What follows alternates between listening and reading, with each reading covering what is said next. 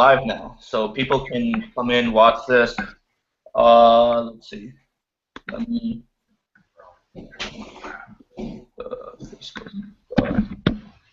So for the presentation part, are we allowed to do like the business that we're already working on, or is it like a brand new thing? No, you can bring the business you're already working on. Okay, perfect.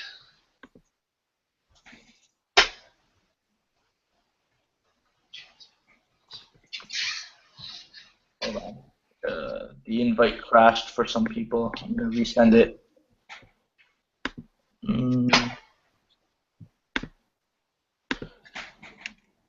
What was it? Dalton Kudo at Gmail.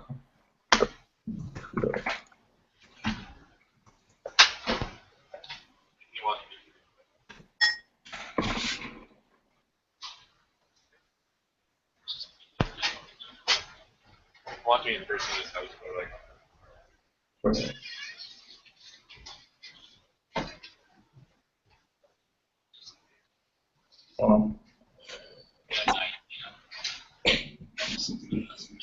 So the link on Facebook is live right now, right? Yeah. Okay. Can you just make a status saying we're live?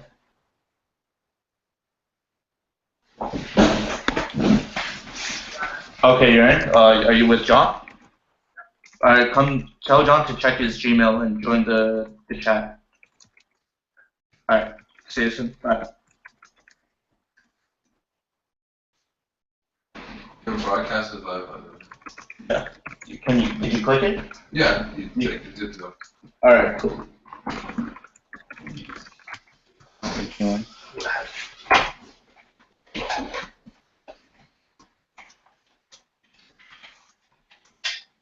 Did you send the link to Aisha? Yeah. Alright.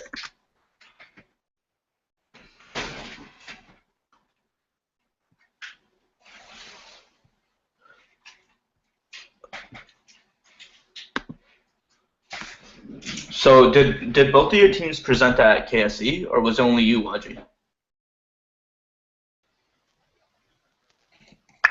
Oh, for KSE. Yeah. Oh, that was the weekend event, right? Yeah. No, we didn't go to that one. We were actually running the business on the weekend, so we couldn't make it, unfortunately. Okay. I know Waji participated in KSE. He actually won. It's just a bit delayed. That's fine. That's fine. Yeah. So I think like for this competition, honestly, we had about, what do you guys say, like 3 weeks, 2.5, like around there, to like set everything up. Even in that time frame, we got 4 teams out, which is good enough. But we're planning on running another event next semester as well. We'll have more time to plan that. So hopefully that will be like a bigger event. We can get more keynote speakers out. Hopefully we can hold it like at the Hilton or something like that. Very cool. So like yeah, just like events like these, like pitching, you only get better at it the more you do it. And the more opportunities you have, the better. I think you should take all of them. I was trying to talk to some of the other teams from KSE, but they were like, we don't like pitching, or like, you know, our business is self-scaling or something. I didn't really understand what he was trying to say, but I was like, it's like 10 minutes for $800 possibly. Like, why would you turn that down? It's definitely a good opportunity, and you get more practice in, right? That's what you want. Definitely. Yeah, if you don't like pitching, it's hard to start a business if you're like funding. You gotta get out of your comfort zone, right? Exactly. You know how to view the viewers? How many people are in here? Hold on. 3 viewers right now. Hold on. We're just waiting on 2 more people, guys. Sorry about that. So 2 more groups and 1 more, and John, right? Yeah.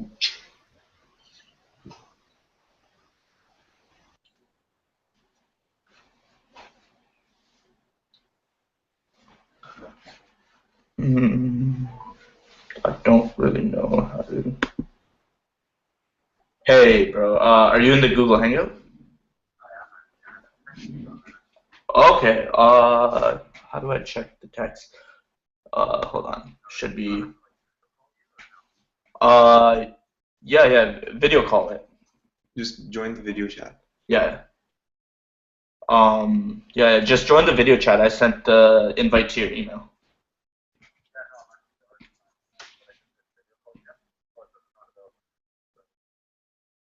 No, we're in here. Me, Dalton, Matt, and Wadji.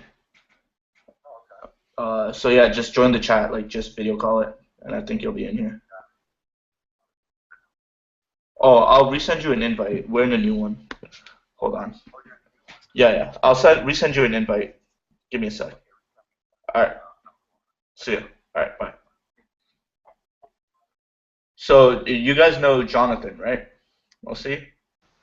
Yeah, John Nolan, yeah. Yeah. So he's just gonna talk a bit about his experience, like his business. Like he had to completely do a whole pivot and change like what he was doing. So that's something as an entrepreneur that you guys might experience. You might think like you're on the right track and have to completely change your business model, right? Yeah. Yeah, we've already done a few pivots. Yeah, and like the thing is like it can be really discouraging, especially like the time and energy you've spent into it.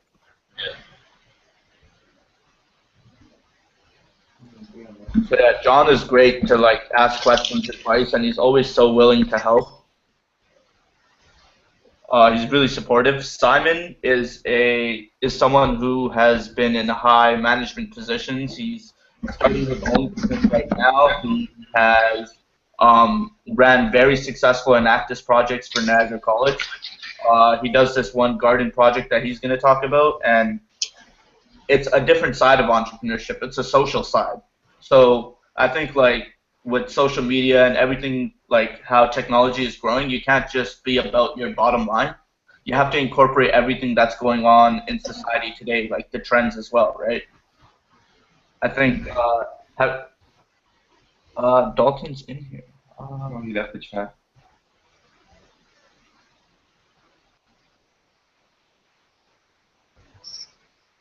Sorry, guys. You can send him another invite if you'd like. Yeah. Just try sending him. So I think it was I was watching a TED Talks and they said a successful business incorporates at least 2 to 3 top trends that are going on in society like currently. So that's another thing to think about your business, like for to keep it viable. Are you incorporating like current trends that are going on? Are people going to be interested? Stuff like that. So Simon can definitely talk about that. Or it should be in here. See, I told you people wouldn't know how to join it. Yeah, but I put steps up on the group. Yeah. Did you guys have trouble finding this, like, the broadcast? No, it was really easy. Like, the other groups are texting me, like, I accepted the invite, now what do I do? Yeah, the first thing that happened was it popped up on my phone, and then we just put the Google Hangout on the computer, and then it automatically came up, and just clicked join. Yeah, I don't know why they're struggling. Yeah, I googled Google Hangout. I clicked the first link and it was weird, so I clicked the second link and it brought me here. I don't know. Yeah, the first link wanted us to like sign up and get started and all this weird stuff. The second link actually just let us join. Yeah.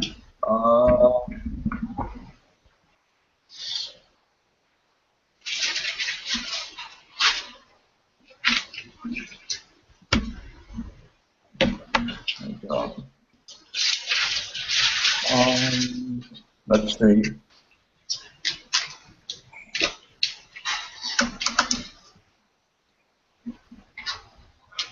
I'll figure this out. It should be in here. See that people. You can just share this link, right? Yeah. And they can join. Okay. All right. I'm just gonna share the link on the Facebook page if people are struggling. I'll get rid of it.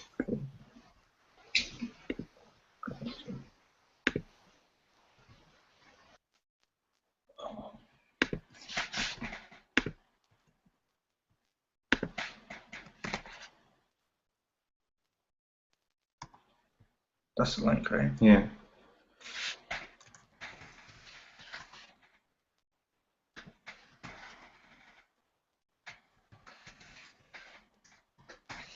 And well, it's Jonathan, right?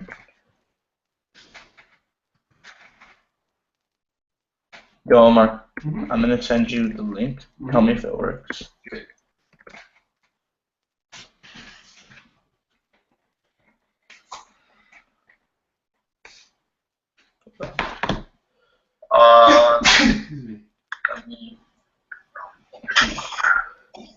should all be in here. So for the presentation part, are we allowed to do like the business that we're already working on, or is it like a brand new thing? No, bring the business you're already working. Hey, Dalton. Okay, perfect. Dalton, did you get in through the Facebook link I sent you, or was it on your Gmail? The invite crashed for some people. Send it. Okay. Yeah, you're in there. There you are. Yeah. What was it? Dalton Rudolph at Gmail. I'll get out, okay? Okay. Oh, Omar, can you see us on the YouTube link? Yeah. Awesome. Alright. It's like a few minutes delayed, that's fine. Alright, we're just waiting for Jonathan and one more group, and we're good to go. From there, John is just going to take over, so you guys probably won't hear my voice too much. Anytime during the keynote, you guys can jump right in and ask your questions. It'll be unprotected, so you won't have to wait till the whole keynote's done. Okay, you're in. Are you with John? I'm not with John right now. John's in BioLinc. I'm chilling in my room. There he is. Hey, John.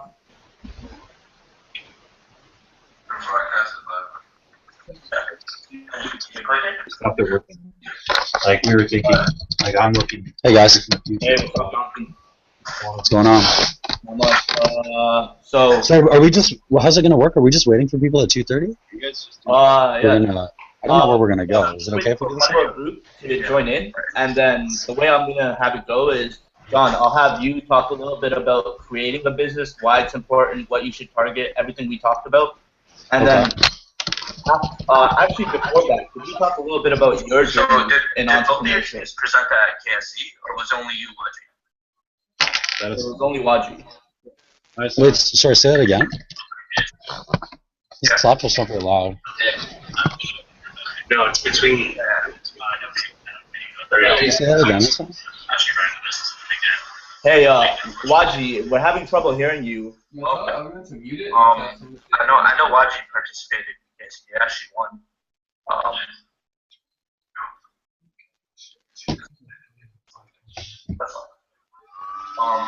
Yeah, so like for this competition, honestly, we had about 3 weeks, 2.5 weeks around there to like set everything up. Hey guys, that time frame we got 4 teams out, which is good enough. But we're planning on running another. Hey, is someone running the YouTube stream? We'll have more time to plan that. So hopefully that will be like. I'm trying to figure this out. Yeah. So hopefully we can hold it like. Hold on. Very cool. So like yeah, just like events like these, like pitching, you only get better at it the more you do it, and the more opportunities you have, the better. I think you should take all of them. I was trying to talk to some of the other I don't know why teams from KSC, but they were like, we don't like pitching, or like, you know, our business is self-scaling or. Oh, it's us. Okay. All right. There we go. All right. Can you guys hear me? Yeah, you're good, bro. All right. We're just waiting for Wadji to join back in. I'm gonna send him the link on Facebook.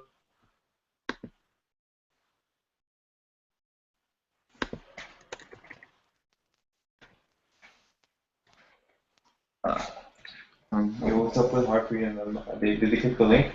Just tell them to click the link, it works.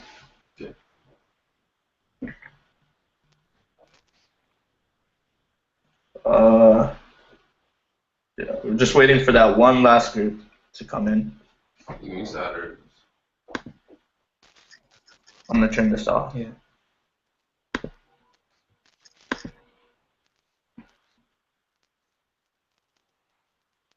Hello, yeah, I sent you the link on Facebook. Just click that and you'll be in the chat. Okay.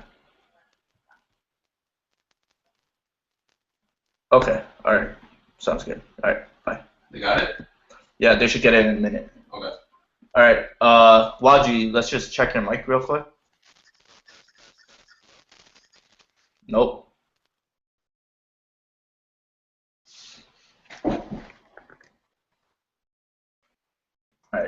See, this is why I said 2:30. Can never trust technology.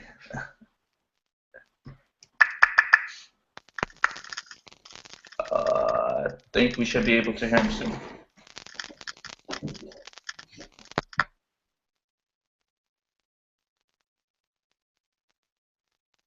Wait, we can't hear anyone? Or... They have their mics turned on. Okay.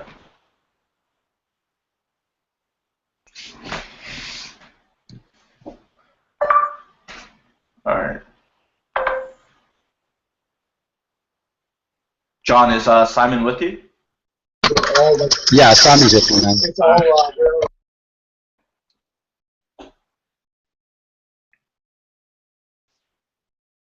One.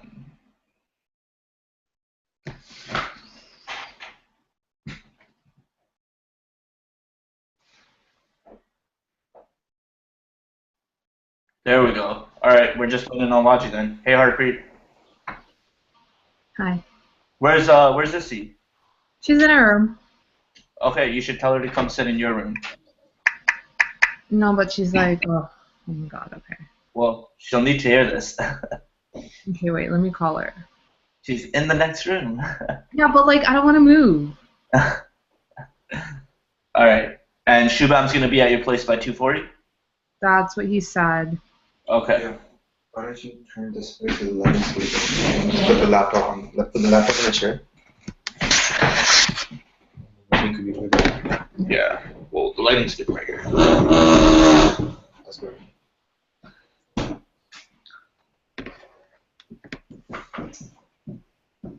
Gotta get the lighting right so we all look as good as John, right? I love you, bro. I love you too, man. Let's do this. All right. Waji just gotta get back in here, and Dalton's gotta get back. Okay, come. We'll start. Hey, Simon. What? You can see. Simon, you gotta give me those facial secrets, bro. Looking young as ever.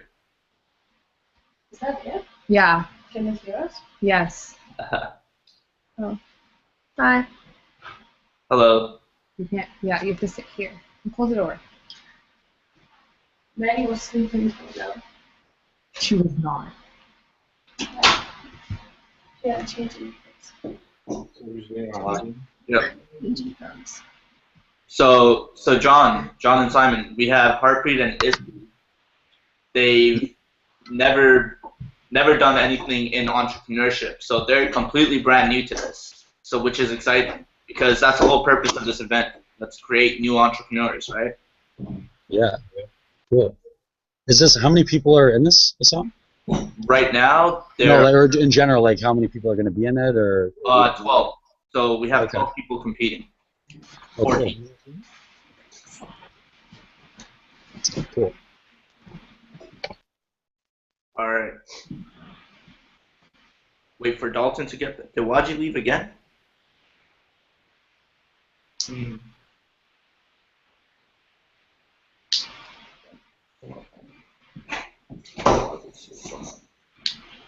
All right.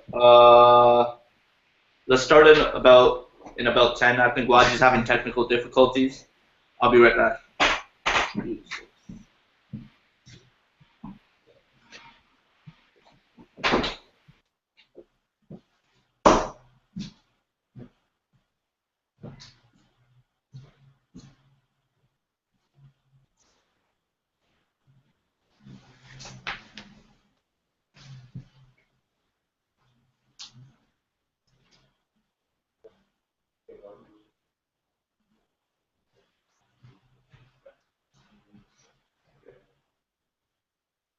Hello, Waji. What's going on?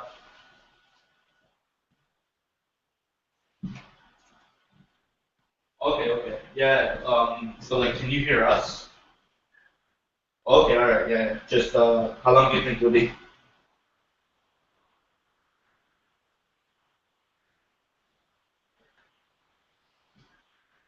Yeah. Okay. Alright, I'm just gonna get John to start talking a bit. Just come in when you guys are ready. Alright, so, bye. Alright, Waji's just, setting up his mic with this team. Why don't we why don't we start with John? So there's a team here who hasn't done much in entrepreneurship. So I would like John and Simon to just talk about their experience a bit. Also, guys, we're live streaming on YouTube, so there's other viewers, friends, and other people that are interested in this event that are not competing but are just interested in viewing. So it'd be valuable advice and information for them as well. So, John, like, what got you into entrepreneurship, first off?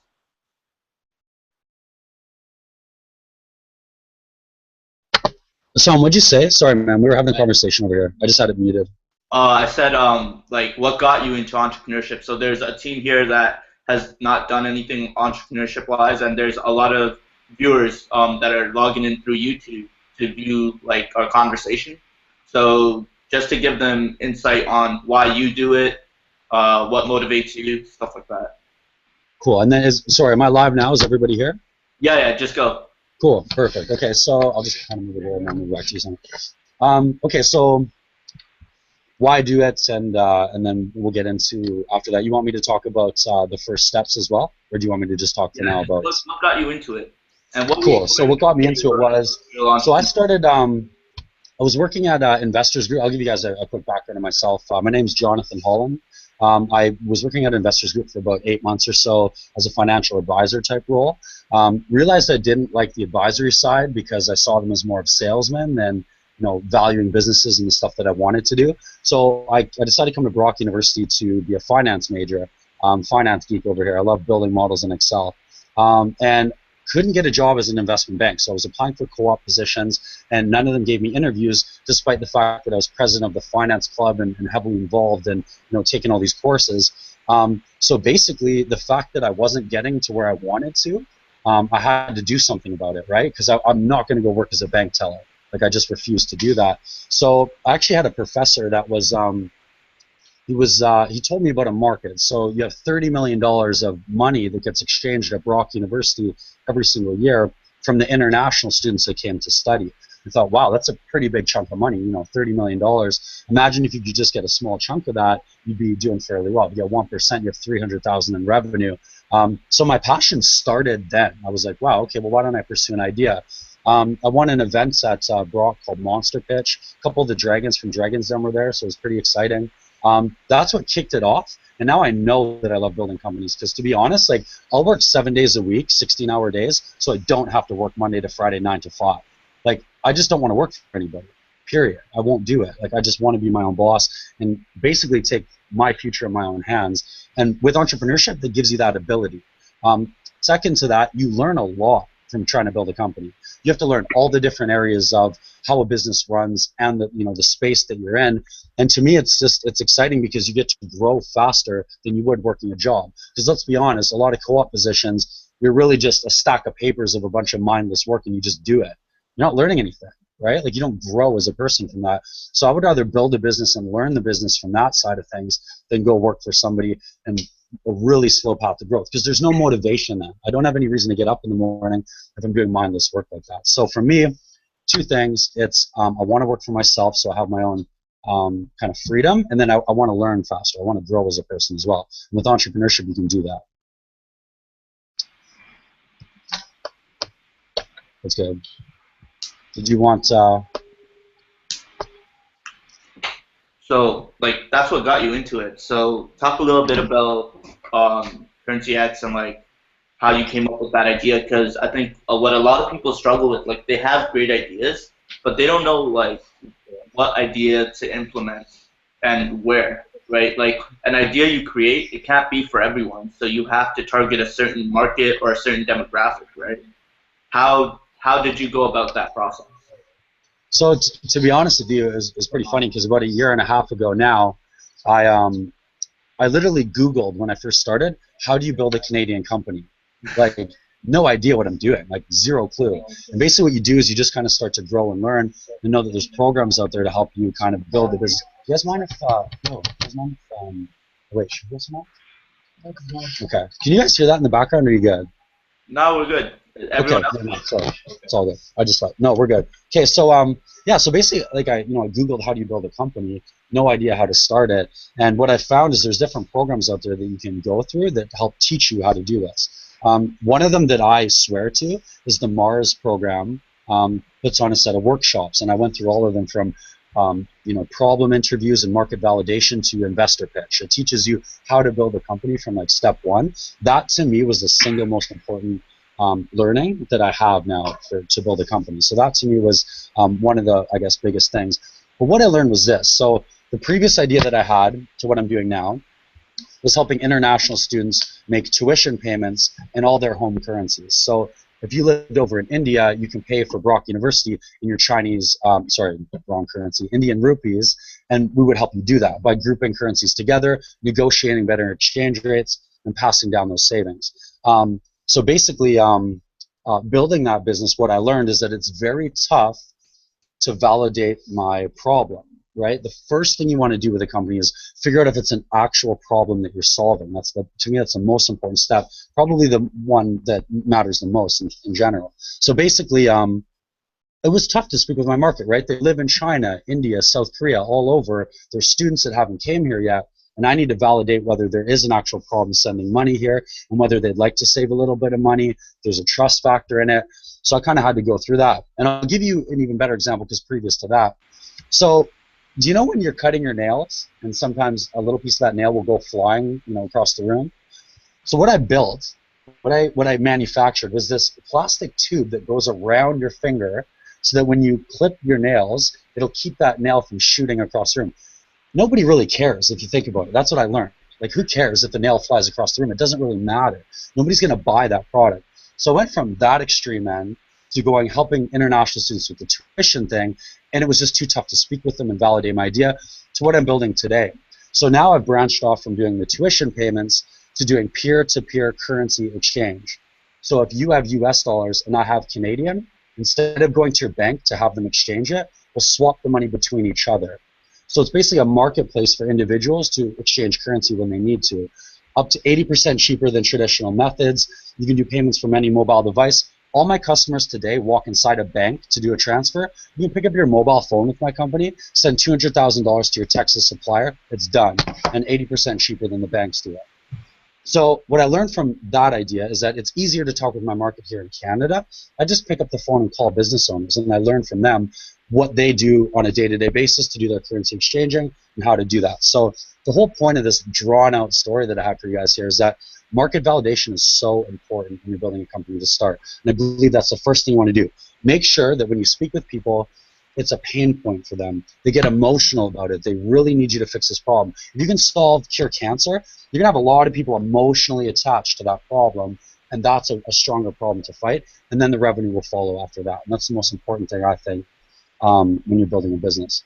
So I think that's what I had, Hassan. I don't know if you want me to go further. Or... a little bit. So you started off with the nail clipping. You thought you had a problem, but when you brought it to investors or maybe customers, nobody really cared because it's not really a problem that affects people in an emotional way, right? If a nail flies across the room, it's fine. Like, no one gets hurt. Yeah, they'll vacuum it up. It's not a big deal, Exactly. So with the currency exchange and that you were doing at first, it was a real problem because students are having trouble exchanging that currency and they're getting really bad rates, but it was so global that you couldn't communicate effectively with your market. So that was the second problem. Tougher. It's still possible, but it was a tougher one to do. It was tougher, right. And now you're at a point where you're doing peer-to-peer exchanges, and do you find it's easier to communicate with your potential customers? Absolutely. Yeah, that's 100% it. So, and you can still do ideas that are global. Just make sure that you're able to speak with that market. Like, I don't ever want to hear a business owner say, "Oh, this is the solution I've came up with because this is a problem." Like, don't ever listen to yourself because you're wrong. Only listen to your customers. Like, don't think that you have the solution or you know what you're talking about, because I've proven myself wrong so many times. Now I've learned, don't waste your time. Just talk with your customers. So pick up the phone, talk with them in person, do whatever you have to do, social media, any feedback that you can get, or problem interviews or surveys or whatever it is you're doing. Make sure that you can actually speak with that market, and they'll tell you honestly that this is a real. Make sure at first that it seems like a real problem to them. People can be nice at times as well and say, "Oh, we'd love to use your product," and when it comes down to it, they won't actually end up paying you for it as well. So keep that in mind. I'm not launched yet. I'm set to launch mid-January. I have 8 businesses on board to use my company. They convert 14 million a year, right? I get 1% of that, so I'm looking at 140K in revenue. Is that really going to happen? I don't know. Maybe it isn't that big of a problem for them as well. Like, there's a lot of variables there that they might just be saying, that sounds great, we'd love to use it, but they never have any intention of using it. That can happen as well. So when you're actually doing the problem interview, which is you're finding out what the struggle that they're going through is, make sure that it's emotional to them, or there's a problem. Like, I want to hear someone say, I tried to transfer money to my supplier and the bank lost the money and we had to do this and that and it was this whole big mess and then they charged me fees on top of it. I want to hear a real need for the product that I'm building, and when you can do that, everything else will follow. That's what I believe, because once you know that someone will pay you money for what you're talking about, you can figure everything else out after that as well. But yeah, you said it right, Aston. Yeah. Awesome. So that's a bit about your experience and why you got into entrepreneurship. So for young entrepreneurs, like, besides talking to the market, like creating your business, what's some hurdles that they might come across that they don't exactly know right now, but they will come across it once they start implementing? Like, I know when me and a friend started this t-shirt business, Devin, right? Yeah. So like just creating like a trademark, right? That was one big issue, and like he didn't know if he had to go to the lawyers or he can Google his own trademark and make it himself, because like lawyers, they cost a lot of money. If you can do something yourself, you should definitely do it. So is there anything like that you can speak to us about? Yeah, of course. So just like, full disclosure up front, any advice that I'm giving you today, like, it's my own opinions, and there is better, maybe other ways that you can do it and things like that. So don't think what I'm saying is always the right way to go. For me, I set up my trademarks by myself. So I paid $250 in Canada to go through the process. So if you Google a Canadian trademark, it'll take you to the government website, and you can actually just apply for it online. That's what I did. Now, whether it makes more sense to go through a patent lawyer to get the trademark written up, I'm not sure. It's probably going to cost you at least over $1,000. I don't know what it is exactly. So for me, it made more sense to just do it on my own. My name specifically, CureX, it's a made-up word too, so it's kind of like, it wasn't as tough to get. But so, and my friend Bailey here, who owns a drone company, they're rivaling Uber. They're trying to build another Uber. So Bailey, what did you do? So basically, like, when I applied for trademarking in the States, they charged me $159 for the application. Hey, get Bailey in front of the camera. So they charged me. So basically, I did trademarking in the States.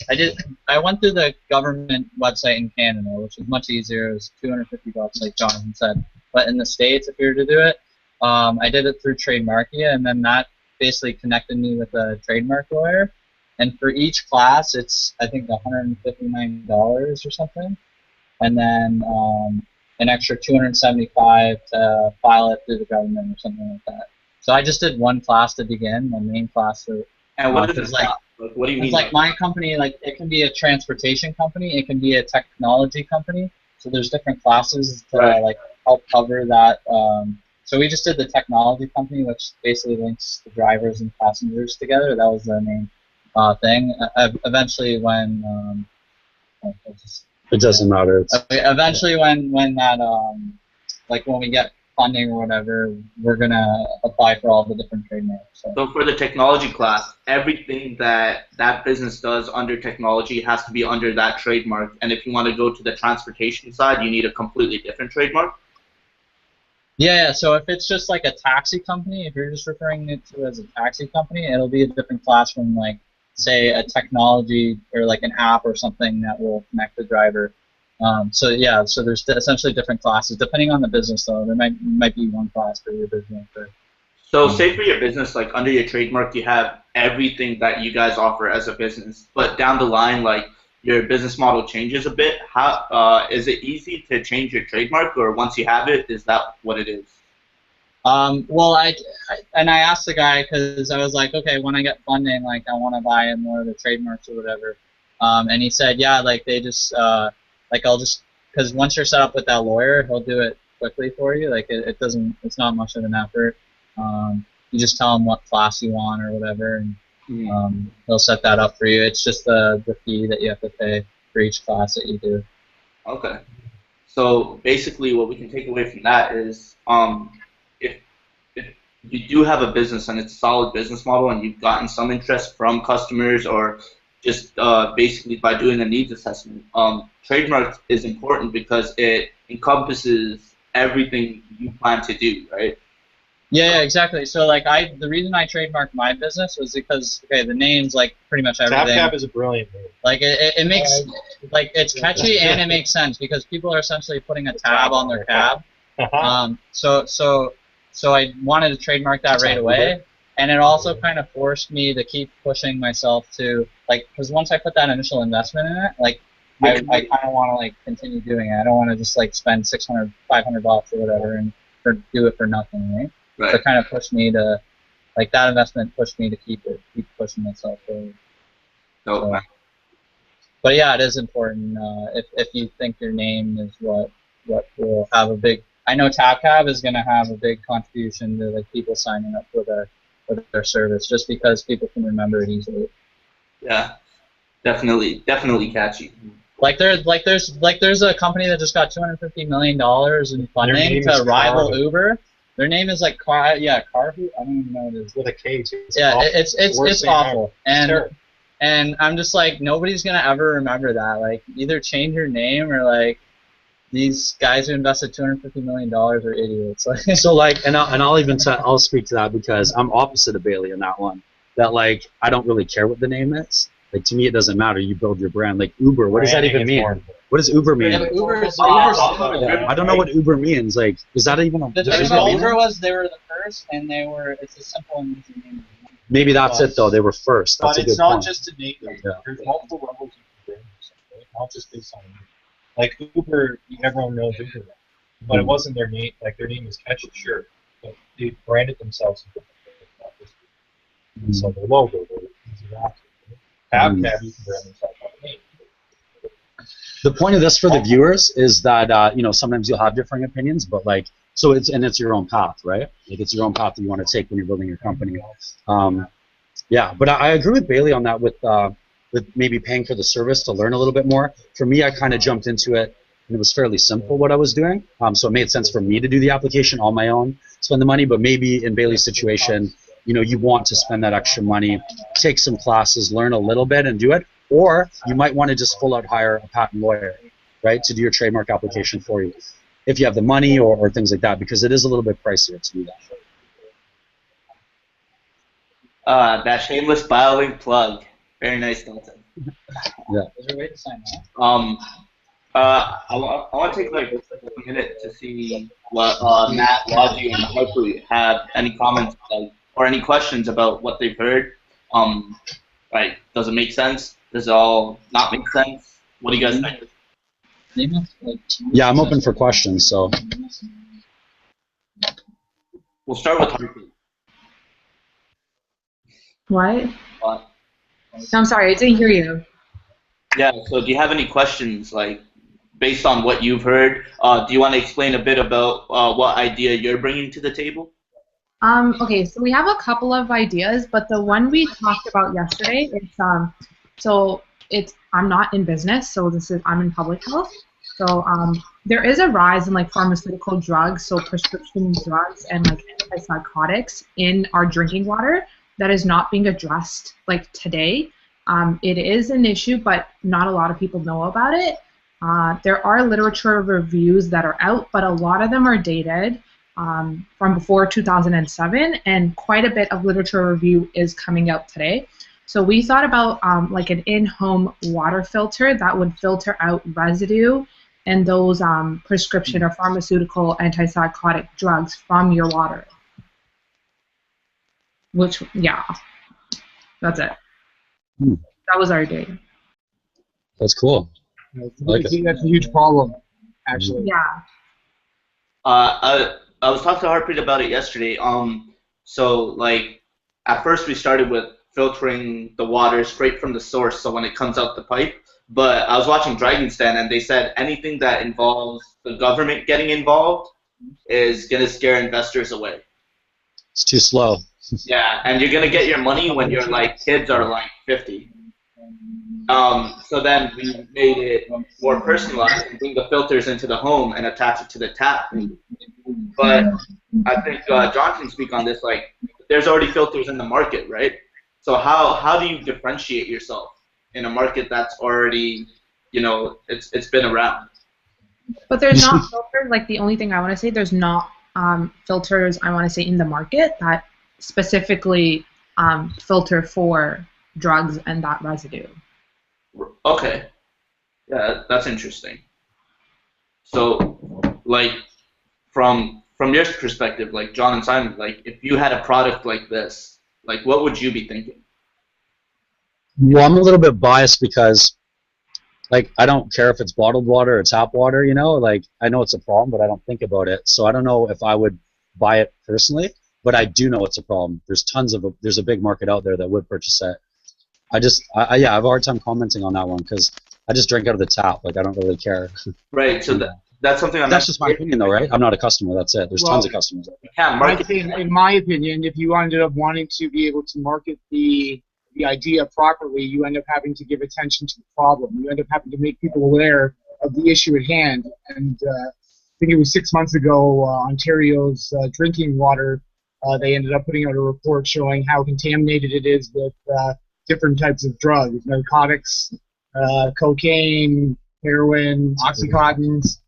That's the good stuff, though, no? Don't want that anymore. But, obviously you don't want your children to be drinking that. Definitely so not. It's all about building brand equity, and I'm actually a marketing student, and I definitely think that giving attention to the problem, and like Jonathan said before, what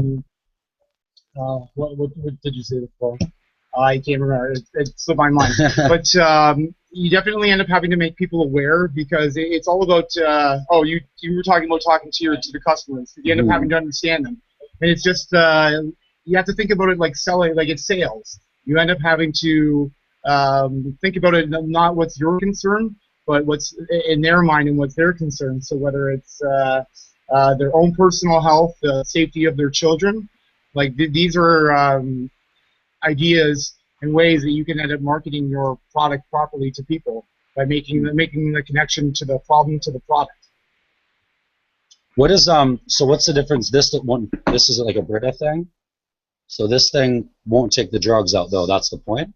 No, it basically only takes. Okay. I don't know exactly what it does, but it's probably more the heavier stuff. I think the filters that we have now only take out like certain chemicals, dirt, like iron, and stuff like that. It's also has to do with the problem with your pipes, right? A lot of people's pipes in their houses are like how many years old and they're rusted, and water is going through those rusted pipes. So I think that filter helps with taking the residue out. As far as the drugs, the drugs still get through. Can you guys hear me? Yeah, Wadji, we can hear you. Oh, thank God. Okay. Wow. All right. So sorry about that. Holy.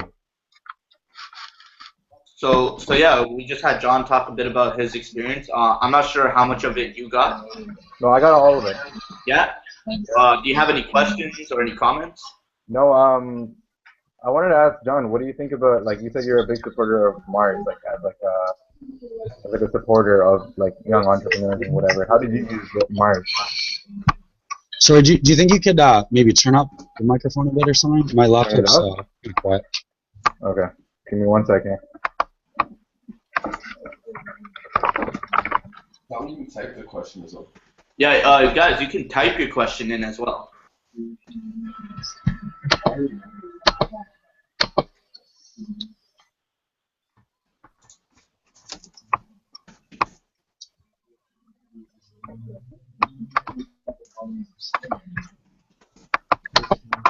John, do you see the comment section on the right? Well, I'm looking at it now. All right. Oh, so the Mars, they put on a set of workshops. If you Google Mars or go to the Mars website, I believe it's called, it's in their Entrepreneurship Toolkit area of the website, and it's the workshops. You'll see it if you click on it. They had actually came down to Brock.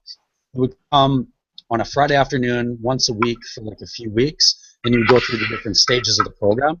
if you're in Toronto or something or any other city, what you do is you contact your regional innovation center.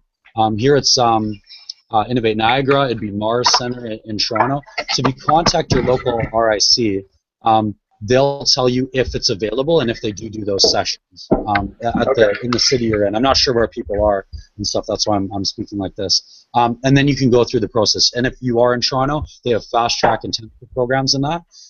I do have all the slide materials, and I'm more than happy to send it off to Hassan, and he can send it out to anybody that wants it.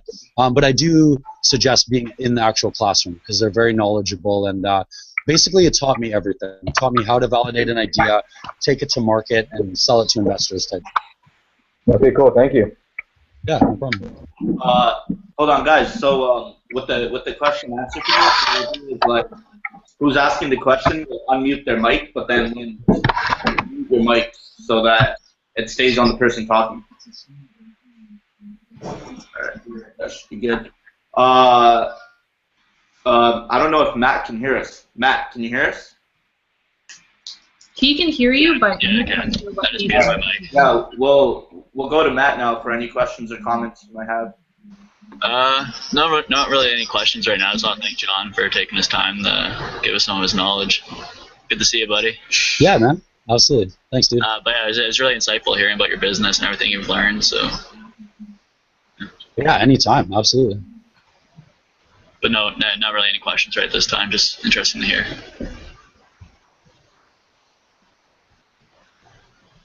I know Harpreet and Izzy had another idea which was more geared towards fashion. Oh, the thermal wear? The thermal wear. Oh, hey, Shubham. So yeah, why don't you tell us a bit about that idea? See, this is what's great. Like, the whole purpose of this event, guys, is not, like, I hope all your businesses make $1 billion gazillion dollars. I really do.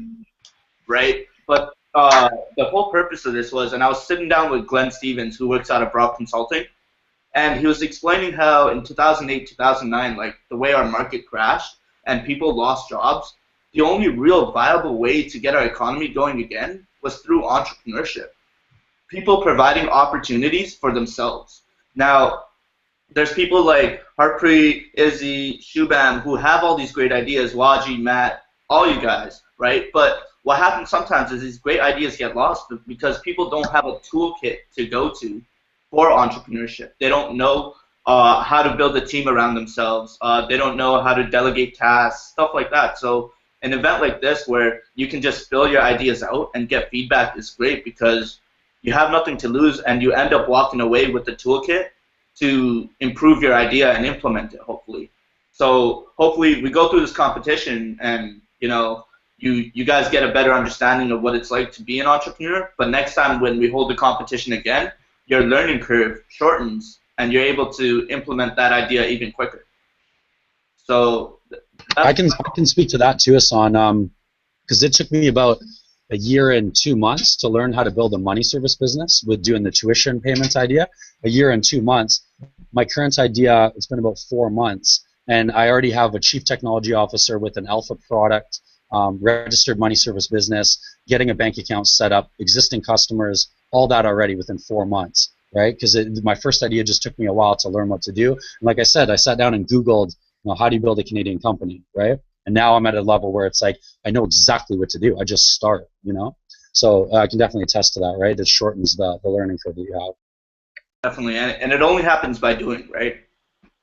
Also, I just want to make another point before I have Harpreet talk about the fashion idea they had. This is a competition, so I do want everyone in here to compete as hard as possible, but we also have to understand that in entrepreneurship, collaboration is everything. Like, there's no point in singling ourselves out. Like, if we collaborate, our ideas can grow that much faster. So, yeah, this is a competition, but at the end of it, like, make sure, you know, you exchange contact info with everyone you meet, and collaboration really is the key to success here. And that's what I'm hoping that you guys gain out of this as well at the end. So, I don't know if Izzy is with Harpreet because it was kind of her idea, but Harpreet, do you want to talk about that, the thermal wear? Okay, so our other idea was, you know how in like action movies, actors now wear like a thin underlayer suit, whereas before they would have to wear like a bulky undersuit, so when they're doing stunts. they wouldn't like injure themselves as much. So now it's this thin underwear kind of thing. And so we're thinking about translating that into a thermal wear for different parts. So you can have it under your gloves, as under your socks, or as pants, or tights, shirts, like whatever. Kind of like a jumpsuit. Yeah, with like separate parts though. That's that's interesting. Is it to warm you up? Is that what you? Basically, it's like Okay. an alternate to like say like bulky like Oh, okay. pockets and like. So it just stays multiple thin, layers but of it's pants. Yeah. okay. Cool. There's a successful company out there now. You might want to look into it just to get some ideas from. They're called Fuel Wear, I think. Fuel, Fuel Wear, and they went through a program. It's put on by the Next 36, but it's the Next founders, and they're doing it now. And it's like a remote control device, and you change the temperature of the shirt or something. So it might be something you can copy ideas from and innovate something there. I don't know. You might want to look into it. That's cool though. And again, it's like you can have whatever idea you want. Like Bailey was saying, that other company with like the crappy name, they got a $250 million investment. As long as you can sell your idea to the right person, you'll get the funding for it. And that just all comes back to what John was saying about finding your market. So you might go to investors, you might get turned down, but they might not have been the right investors in the first place. So, like, it's any idea can work. You just have to make someone believe in it. And the only way you're going to do that, really, is what I've found through, and I know Simon can attest to this, through doing Enactus competitions, when we're pitching our programs to people, the judges that are sitting there, they know if you truly believe in your program or not, or you're just up there bullshitting them. So as long as you believe in your idea 100%, well, you're going to have days where you have doubts. But if you believe in the purpose of what you're trying to do, you can definitely find someone to believe in it with you. And I think that's really important for getting investors in your business and gauging interest for your business as well.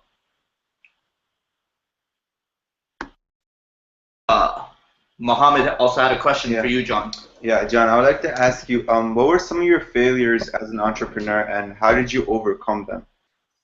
So I love failures now. They're absolutely amazing to me because every hurdle and every failure that I've had, right after that, almost immediately after, it pushes me to start learning something, and I grow from that, and I get stronger. So I want to keep failing. Like, I literally want more failures, because the more I fail, the more I'm learning, and it's beneficial. So the one major one was when I was building the tuition idea, I was trying to get a business bank account set up, and I went to all the different banks, and within 24 hours, Bank of Montreal said, we wouldn't be interested in setting up a business bank account for you. The whole premise of my model was to have bank accounts in China, India, South Korea, and all these different areas, to accept the currency there, group it together, to negotiate those exchange rates, and then send the money to Canada. So if I can't get a bank account set up in my own country, how am I supposed to get a bank account set up in any other country, right? So it was a major hurdle for me. And what I found from hearing a no from them, it pushed me to learn more about the business and to understand it. And what I actually learned is I found a loophole. I didn't have to be a registered money service business if I just did tuition payments. The whole thing was, if people are laundering money or financing terrorists, that is the whole big picture with currency exchanging.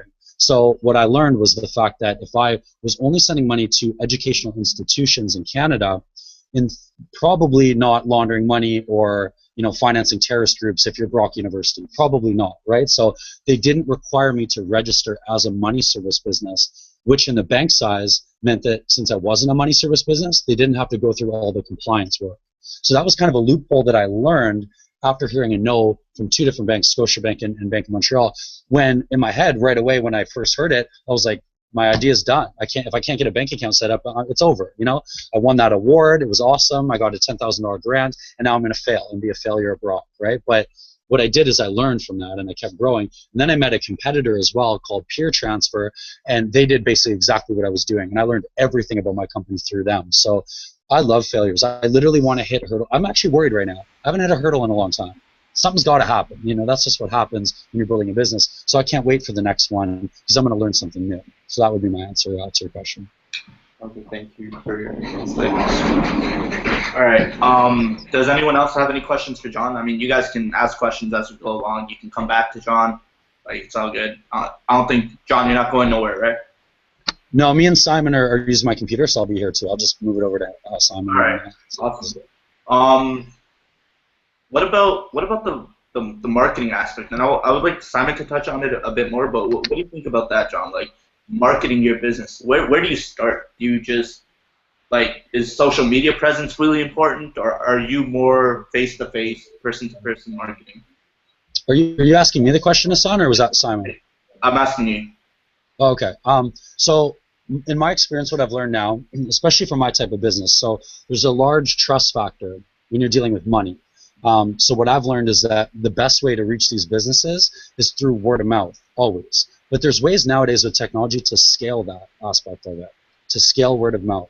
In general, I do all business to business. I don't do it for individuals. It's all companies that need to send money.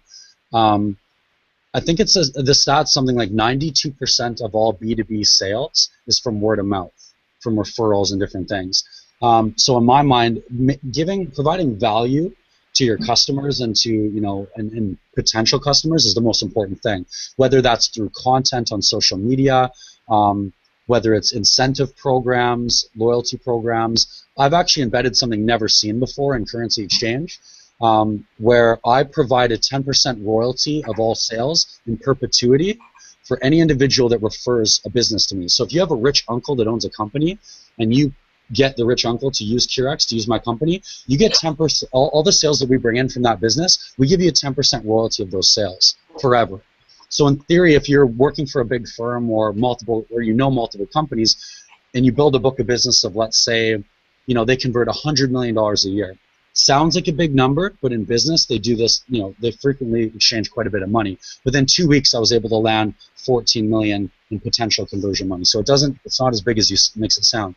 So with that 100 million, we actually get $1 million in sales, but we kick you back 100,000 in revenue. So you can actually sell a big business that you're working for and then end up quitting your job because you make more money from referral payments and royalties than you do from working at your job. So that, to me, is providing value to my potential customers and to my customers, and that's the best way I find to market your businesses. So word of mouth, having individuals with referral programs, incentives, different things, and then any channels that you can do. Nowadays, social media is a fairly good example of that. Using something like Hootsuite might be important for you, which aggregates all social media platforms, different things like that. You just have to provide value all the time, and that's how you're going to market your idea. So, but I wouldn't use a TV ad. Like, nobody watches live TV anymore. You're wasting your money. Like, why would you put up a billboard ad? You can't click on it, right? If I see a billboard ad for something that looks cool, now I have to, Google it? You're going to make me type things into my phone? No. Nowadays, you just swipe left for anything you don't want, right? So it's a different world that we live in. That's my thoughts on marketing. I'm not a marketing guy, though. Awesome. So that's why I'm going to defer to Simon now. Do you guys have any comments or questions? Feel free to cut me off at any time. We good? All right. I'm going to have Simon introduce himself. Okay. So Simon, I know Simon through Enactus. I think we met at the Unilever Summit, right? That is correct. Right after Nationals. So Unilever had the summit where Unilever invited top 30 Enactus students over, and we got to sit there with the CEOs and the executives and the VPs of marketing, and it was a good time. We got free ice cream, all that stuff. So Simon, just first, just talk about your Enactus experience. So John's business is heavily on the financial side. So speak to us a little bit about the social entrepreneurship side of being an entrepreneur, the social aspect of it, and why is it important in today's time? Well, I definitely think that with entrepreneurship, even John's business, it's all about enhancing people's lives, whether it's making things easier for them, giving them pleasure, relieving pain. That's what entrepreneurism is all about. But in the terms of social entrepreneurship, it's all about making the world a better place. So then that's what basically Enactus ends up standing for. It's bettering the world through business. So my company that I'm working on right now is an energy company. Simon. So what's your role on your Enactus team, and how did you get involved with Enactus? Oh, okay. Sorry. I am the vice president of Enactus Niagara College, and when I went to my orientation, the current president at the time, gave a presentation. I liked what Enactus stood for, and I wanted to get involved. So could you, because I think like I always say, we're rebranding here at Enactus Bra. So we're trying to reinvent ourselves and get ourselves more exposure this year. So from that speech that you heard from the previous president, what is Enactus to you? Well, like I said, it's using business to better the world, and I definitely think whether it was giving people ice boxes to prosthetic limbs or pacemakers, whatever it is, it's all about enhancing people's lives. So, and there's definitely different routes that you can end up doing to do that. I'll just just for 1 second, I'll just go off the Enactus thing, and I'll basically say, I'll talk about my company that I'm working on first. So it's an energy company that uses a device to produce energy 24 hours a day autonomously without geothermal, wind, or solar. So for me, it's not the money part that's important. It's giving people the ability to lift themselves either out of poverty or to end up giving them upward social mobility, to allow themselves not to have to rely on governments to give them power. Right. So that's what's important to me. For me, I really don't care about being rich. I'm pleasantly content being, moderately wealthy. So, Moderate. so I guess it all depends on what you're looking for, what drives you, and where you want to go in life. Right. So I've launched a couple different projects through Enactus. One, and what you wanted me to talk about today, was Enactus Gardens. So it's Enactus Gardens, planting today for a better tomorrow. So I ended up getting 3 high school horticulture and landscaping programs to come to the college, and I ended up taking over a gardens area that was kind of run down, dilapidated. The bricks were falling off. There's chestnuts and walnuts everywhere. So I was given the opportunity to end up using to have that space and to give it new purpose. And for me, I was a high school dropout. So for me, it was allowing high school children to end up seeing a pathway to the future, to see where they could end up going. And as a result of that project, we've got 9 students that actually attend Niagara College now. The garden area is now getting a $60,000 irrigation system, so which ultimately ends up enhancing people's lives by beautifying their surroundings and giving them a nice, unique place where they're able to go and hang out or de-stress or whatever it may be. So where others probably saw rundown land and probably a problem, you saw an opportunity to improve other people's lives. Well, not maybe financially, but from a mental health aspect as well, right? Absolutely. And that's something else that's important to me too. I went through a rough summer. When I finished school, one of my best friends took their lives, and then once again a week before school started. So mental health is a huge problem, especially in the Niagara region. So, and I definitely think that entrepreneurism is definitely a way to end up tackling that. Most people don't know that about 40% of the population live underneath the poverty line. Now, I believe in the saying there's 3 types of lies: damn lies, and statistics. So, that's awesome. That can end up being skewed a little bit because, a 70-year-old woman who's living by herself that ends up having a house that's worth $350,000 obviously has the equity in her house to sell it to end up feeding herself. But honestly, why should a 70-year-old woman sell her house that she's lived in all of her life, maybe 50 years, who knows, just so she can be able to eat? Or if you like things, even if you look at OSAP, you know, if you have a $15,000 car, you know, why should you have to sell that to end up giving yourself an education? So I definitely think that yes, like entrepreneurism is all about looking at problems, or not even seeing problems. It's seeing solutions, because I don't think there's anything as problems. I think that they're just solutions that aren't discovered. I want to touch on that because, like, the idea that Harpreet had with the thermalware, maybe that idea won't be as successful in a developed country where people already have jackets and stuff like that, but a country where they could use that thin lining for other purposes, right? You can, just touching on how you built that garden to improve people's mental health, you can take a product and completely pivot it to make it challenge a different problem to create that solution, right? Absolutely. But that thermalware is a great idea, though, too. Like, whether it's recreation, maybe mountain climbing, it could be underwater welding, it could be going to Antarctica, it could be going into outer space.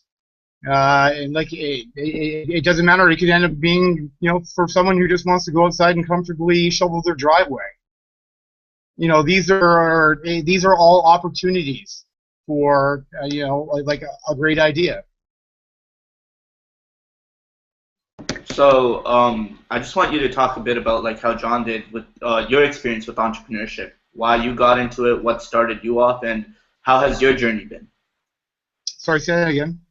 I just want you to talk about your experience with entrepreneurship, just like John did, your journey, what hurdles you faced, and what kept you committed to entrepreneurship.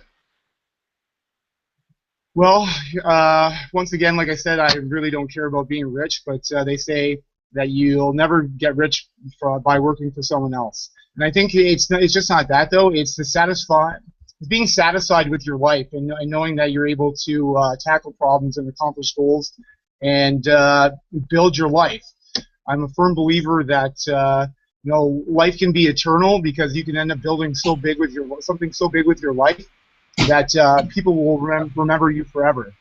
You know, Gandhi, you know, a lot of the ancient Egyptians that lived thousands and thousands of years ago. People are still talking about them today, and that's how they've ended up gaining immortality. But some of my problems that I've faced, you know, it's hard when you need to work, support yourself, because ultimately, if you can't take care of yourself, you can't take care of anybody else. And you know, time is a huge issue that I face, especially now. I'm involved in so many things. It's sometimes I only slept like 3 hours last night. I ended up, or this morning, I finished work at 8 o'clock in the morning after I finished at the Ford plant in Oakville. So that is a huge issue. Getting advice from the right people is a tough one too. Anybody who's here that doesn't have a mentor, get one immediately, because learning from other people that are trying to do the exact same things that you're trying to do but have done them successfully will end up giving you the ideas, the avenues. You know, maybe they're going to hook you up with the right person who's going to invest in you. Maybe they end up sparking something that you never even thought about for your company. I have 2 mentors right now. One who used to sit on the board of MIT, is in the Canadian Technology Hall of Fame, and then someone else who owns 3 different marketing, branding, and personal development companies. So getting a mentor is key, and like I said, if you don't have one, find one, get one immediately. Where would Jonathan? Where would they start to look? Do they look immediately at family? Do they look at professors? Do they look at friends? And how do you? Well, I think it's you need to end up finding a partnership that works. Not everybody's going to end up giving you the right advice. Not everybody's going to end up having the experience that you're looking for. You know, it's kind of almost like a trial and error thing, and you definitely don't want to be learning from someone that you know, can make you grow. or is leading you in the wrong direction.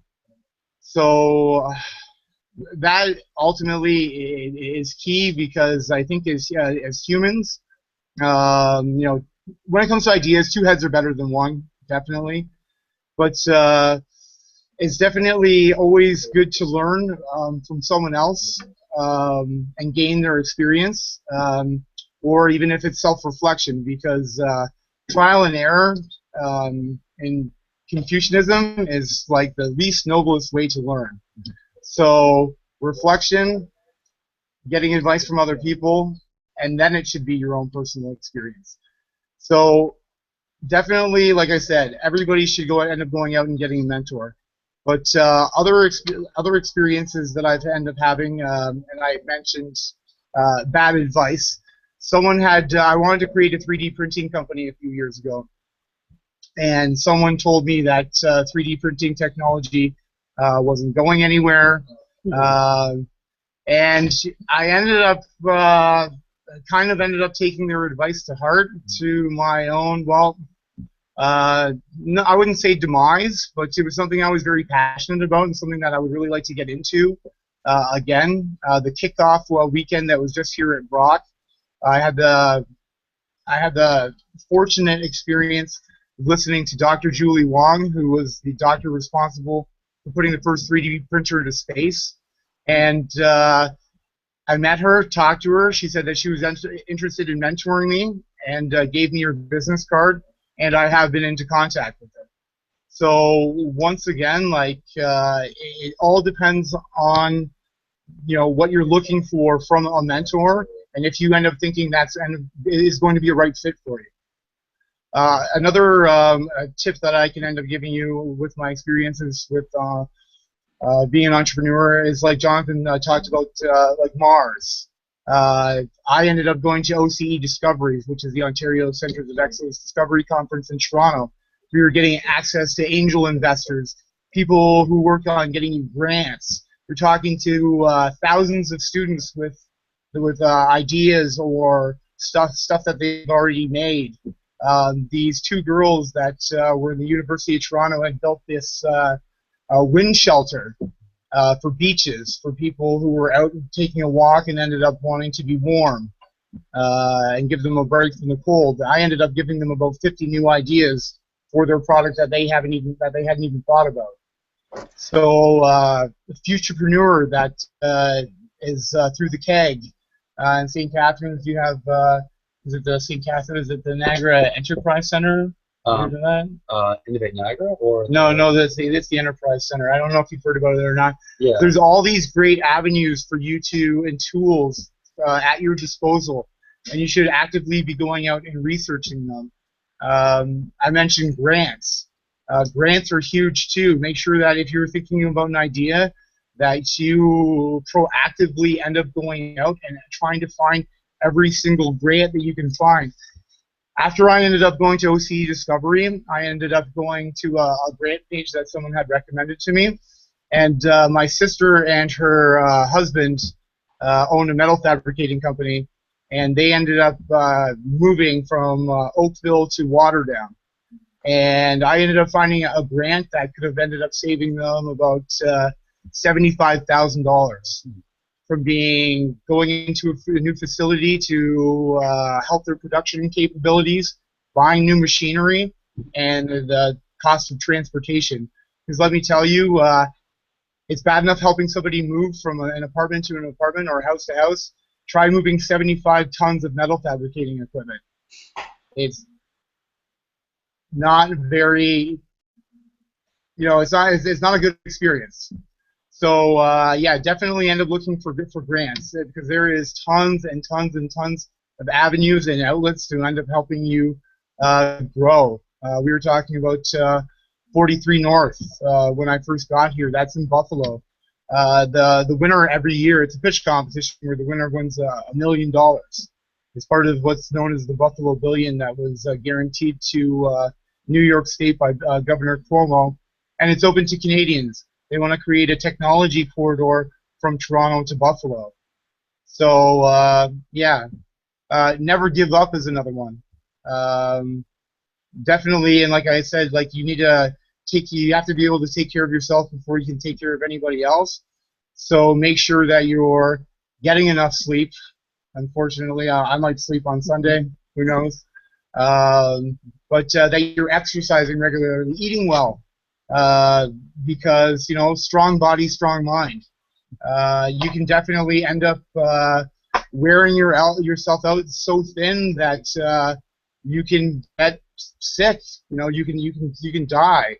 So you definitely need to make sure. Well, that's obviously an extreme. But I had meningitis when I came back from South Africa from the Enactus World Cup. I was in the hospital for 3 days. And part of it was because I ended up wearing myself down. The week before we went, I know, well, yeah, I did party a little bit. Maybe a lot of it. But I had worked a week of midnights and went to school the week before. That killed me. So and then when we ended up flying almost 24 hours to end up getting there and then going into this huge conference where you're super excited and, like I said, you're partying, having drinks, you're networking. I basically ran myself into the ground. So you definitely have to make sure that you're taking care of yourself. Another thing too, I just mentioned networking. Your network is so important. So if you're not on LinkedIn, get on LinkedIn, because LinkedIn is huge for building your network. I've been offered jobs. People just reach out and want to talk and about like whether it's you can find mentors on there as well. But like the bigger your network, the greater opportunities that you'll end up having. You'll like I said, whether it's business opportunities, funding opportunities, ideas opportunities, they're definitely out there. And the bigger your network, the bigger that you'll end up growing as a person, and the better your life will end up being. So networking is huge, and I constantly network every single day. When I'm at school, I don't go and sit down in the pub. I don't go sit in the library and read a book, even though maybe I should. But I save that for my alone time. But when I'm there, I am actively networking in between classes. I'm hitting up deans. I'm going to the president's office, talking to his advisors. I'm talking to different departments because, like I mentioned in Enactus Gardens, it was the first time that there had been collaboration between the School of Business and the School of Environment and Horticulture and Landscaping. So that was huge, and I'm actually launching a new project in February that focuses on food sustainability and food security, and it's a cross-collaboration between environmental, horticulture, business, and culinary. So networking is huge, and it will definitely make you grow as an entrepreneur.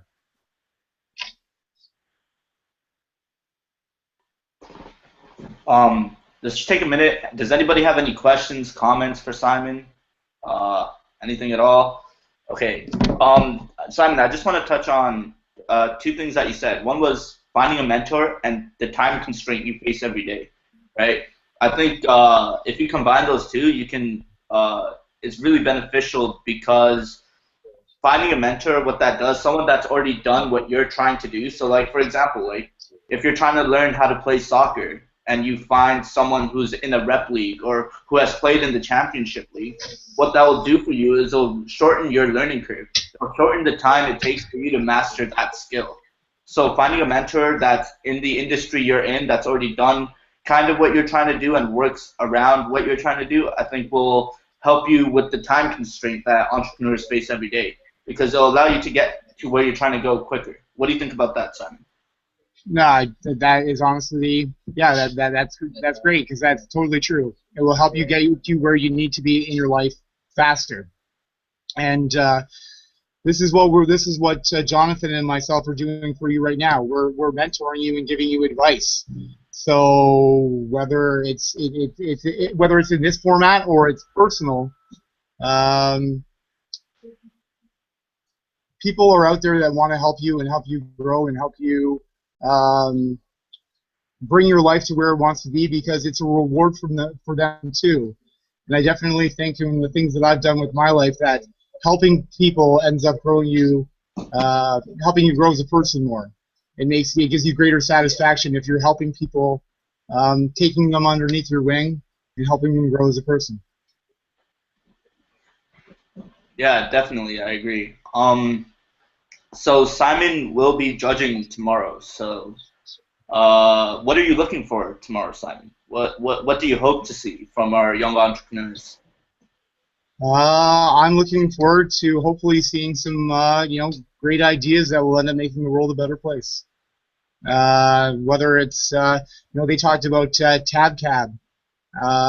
Basically giving people the opportunity to end up having whether like a set cab company that can end up helping you get to work, because they know that you're going to get picked up Monday to Friday at 8:30 so that you can end up going to work by 9 o'clock. That is end up helping someone, enhancing their lives. They're not relying on 5-0 taxi to bring them to work, and they might end up being on another call, and which ends up bringing them there late, which doesn't help them. It hurts them. So they end up giving people a reliable way, reliable transportation to end up improving people's lives. And I think that is a great idea. I was just at a pitch competition called Ignite Niagara, and there's one company called Cattle, which basically ends up putting market research in the hands of the consumer so that they can end up making up to $32 an hour by filling out surveys to end up giving companies information, and so then they can end up getting a savings through coupons. So I definitely, for myself, it would be something that would end up helping improve the way that we live. Definitely, thank you. So for tomorrow, I wanted to talk a little bit about, and Simon, is there anything else you wanted to add about your experience with Enactus? I know you have a new business that you're starting right now. Do you want to talk a bit about that?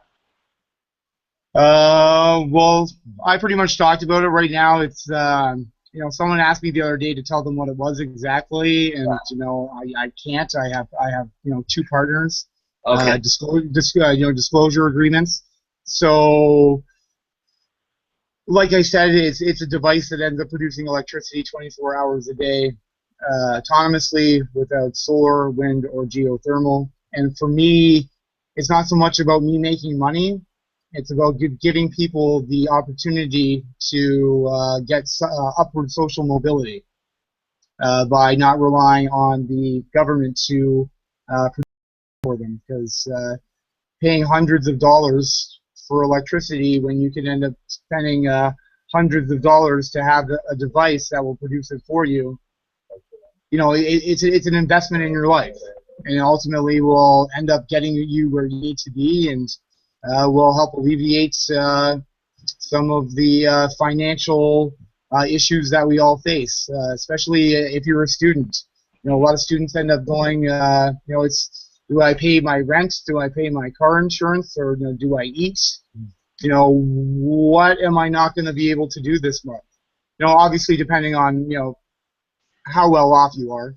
But for myself, I grew up in poverty, so that's for me, upward social mobility is huge.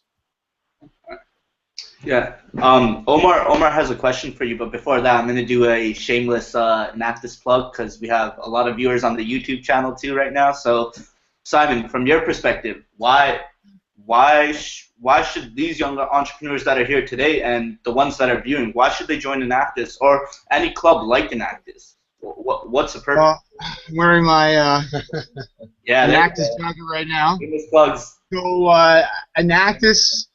I think in my first year, it gave me the opportunity to practically apply what I was learning in school in the real world. It ends up giving you real world experience. It ends up giving you the opportunities and the outlets to create your own projects. It gives you the ability to grow your network. I have a great relationship with Hassan, and we're going to go and hang out next weekend. So, and today, because of Enactus and meeting you, now I've been in BioLinc. I've actually seen the inside, which I was dying to. I've met some great guys here, Jonathan being one of them, and it's just an amazing. It's an amazing organization.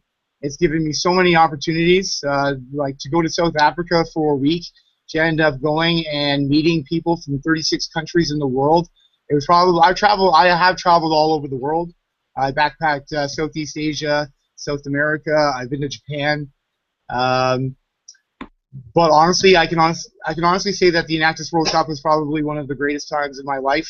I still talk to people on Facebook from almost every day, from Kazakhstan, Tunisia, Guatemala, Poland. So yeah, like it's just unbelievable. And Enactus, when you end up becoming a member, so you end up needing to put in a minimum of 10 hours to become an official member. So that ends up giving you access to a job bank that is only offered to Enactus members through the over 550 global sponsors.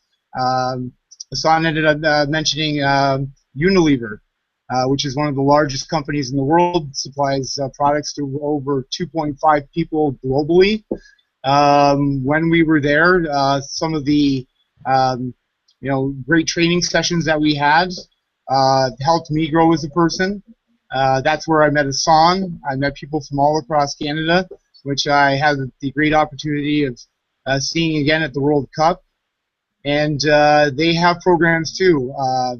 It's their leadership development program, where they end up taking you in to the Unilever company, and they train you, whether it's marketing, logistics, financing.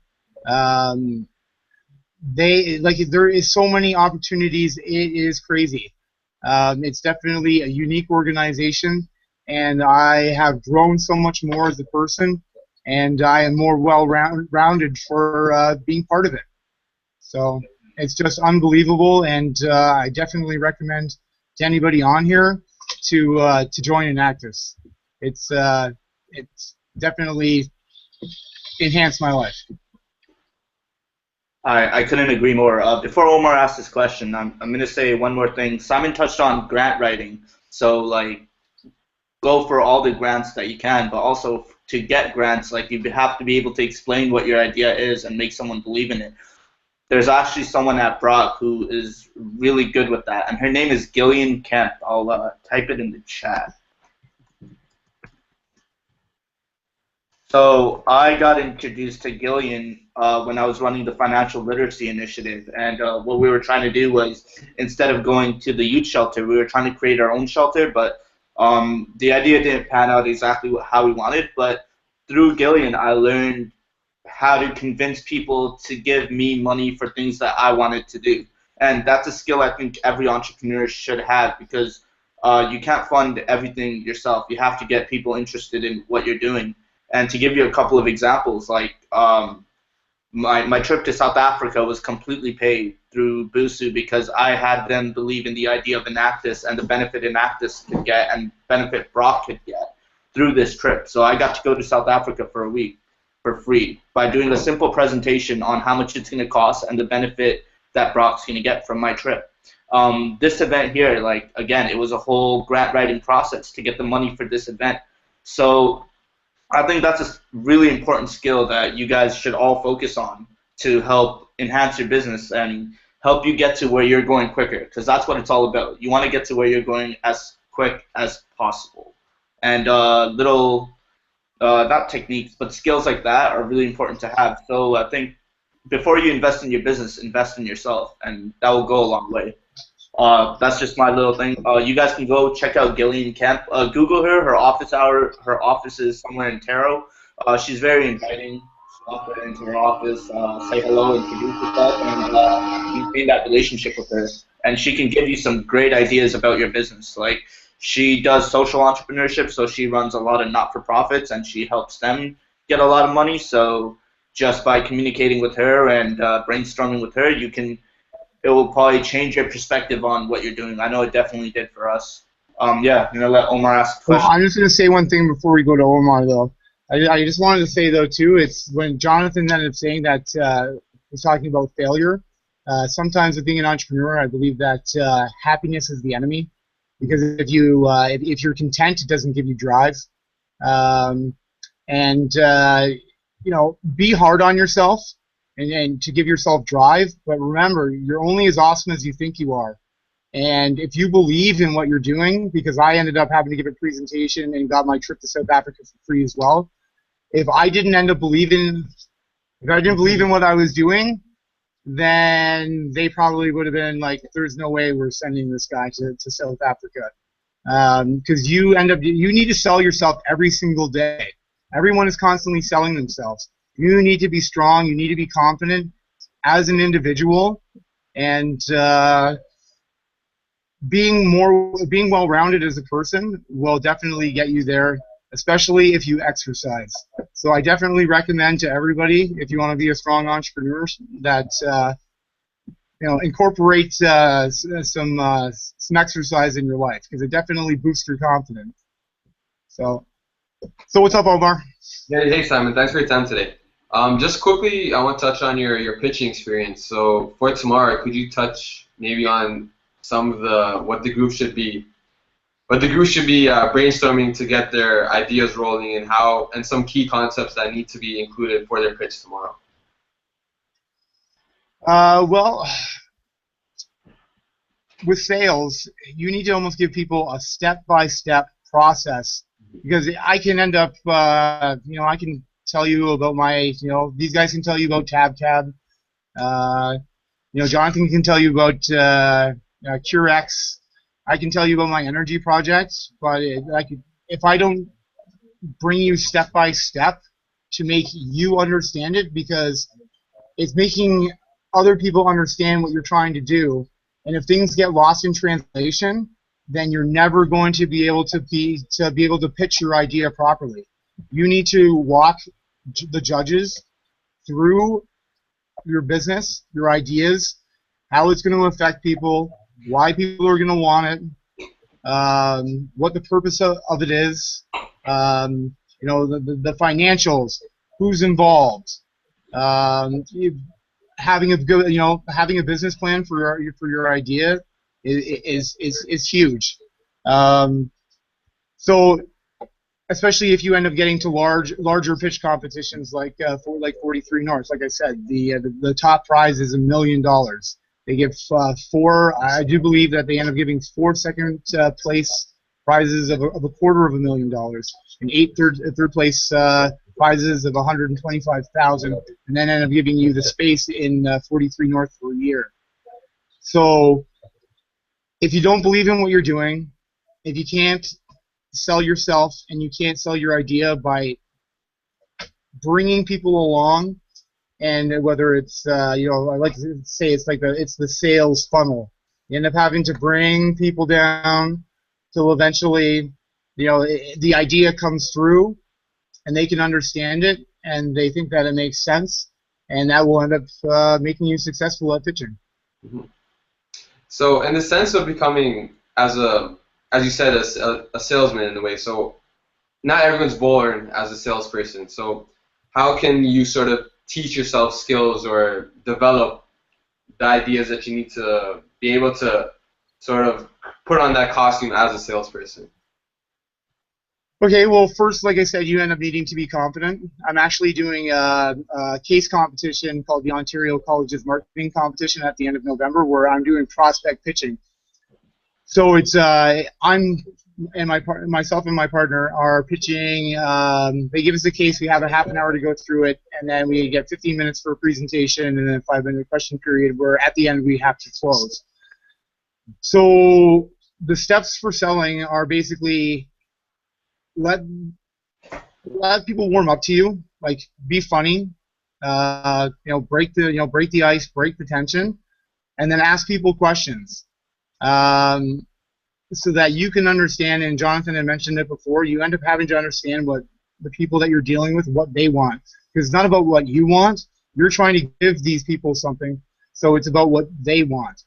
So you need to end up asking people questions so that they can end up relating to what you're doing. And then with your idea, you need to end up laying out the features and then the benefits. And then once you've done that, the close should be a piece of cake, especially if you're confident in what and you believe in what you're doing. Because remember, I said you're only as awesome as you think you are. All right, I think that's it from my end. I don't know if you have anything. No, definitely great advice. Mohammed, did you have anything you want to ask? I got all mine. I'll take a minute and ask like Dalton, Harpreet, Matt, Waji. Do you guys have any questions at all right now? Any comments? Anything that'll help your pitch for tomorrow? Don't think so. No, I just wanted to thank you, Simon, for that was very informational. I learned a lot, and I think I'm definitely looking forward to tomorrow. Definitely, that's good. Yeah. Anything from you, Dalton? You good to go? All right, awesome. Really excited to hear you guys pitch tomorrow. I hope that I mean, we've been streaming for almost about 2 hours now. I hope you can take the information that you've gotten today from Simon's experience, from John's experience, and really incorporate it into your pitch tomorrow. And remember, question. Pardon? I have a quick question, or for like whoever. If there was like advice you were to give us about the water filter, what would it be? Like what to improve on or what to look into? Well, definitely. Well, it depends on what you end up wanting to delivering to people. First, obviously, you need to end up looking at like costs. If you're like, you need to end up developing almost like a specific target market in the beginning, so that you're focusing on a specific group. So, did you want this water filter to be available to every single person? Do you want it to be available to the very rich? Do you want it to be a business to business, and you bring this to businesses or schools or whatever? So then you end up having to find out, depending on who you're trying to target, will the filters end up making sense based on the price point at what you can sell them for? Because if the technology to end up filtering out all these drugs out of the water, if you can only make them so that they're $1,000, you realistically end up looking. You have to look at, who is going to want and who's going to be able to afford, $1,000 water filter for their house. So definitely end up looking at different avenues of technology. Obviously, I believe in the beginning, whenever you launch a product, you should definitely go with prestige pricing, because it makes people believe in that you're selling them a quality product. But as you would grow, if your company does get successful, you should end up looking at being able to bring down the price so that you can end up making the water filter company a brand name that every person is going to end up wanting in their house. So it ends up developing along the product life cycle. So, and honestly, like when it comes to business too, you have to learn how to pivot. You need to be able to anticipate changes in technology, like people, like with the salt industry and the way that people traveled in the world. A lot of it was developed on salt mines for preserving food, but when the ice box was first developed, that basically ended up killing the salt industry. And I think with a lot of people and a lot of business people in the world today, these guys were talking about oil and gas and going to an oil and gas conference and how it was, that their industry was dead. Now, if their industry is dying, do you think that they should try to hold on through government protection to make sure that their industry is still viable? Or do you think that they should be investing in new technology for the future? Because if you don't end up investing in a change and realizing where people are going, then your company will end up failing. Now, I'm sure the oil and gas industry is milked enough money that they're going to be good forever. But for smaller startup companies, you end up having to learn that you need to anticipate social changes. Well, it's called PEST, political, economical, social, and technological. You need to end up looking at those factors. So definitely, well, for your company, the SWOT. Even though some people don't like to do a SWOT, you end up needing to look at when you actually come together as a company. What are your strengths? What are your weaknesses? And then end up looking at pests to basically end up looking at your opportunities and threats.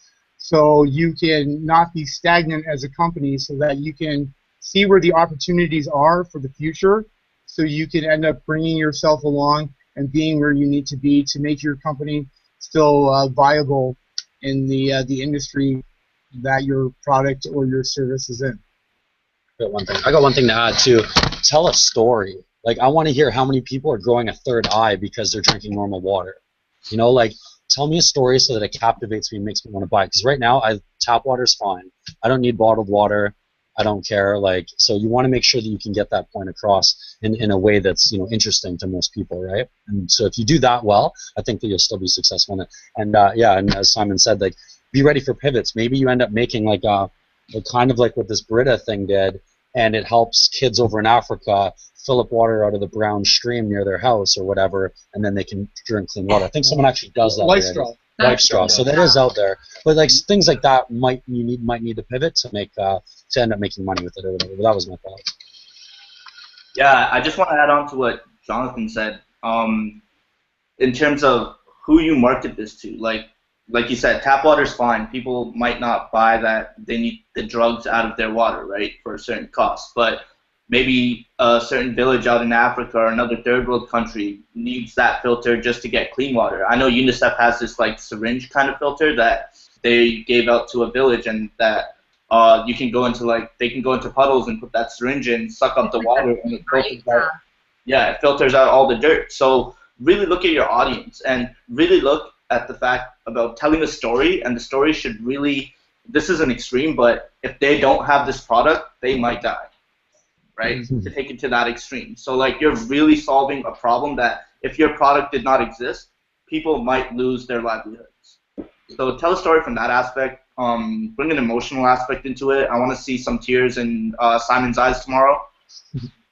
So yeah, just approach it from that, and I think you'll be fine. As long as you believe in your idea and it's for a greater cause, right?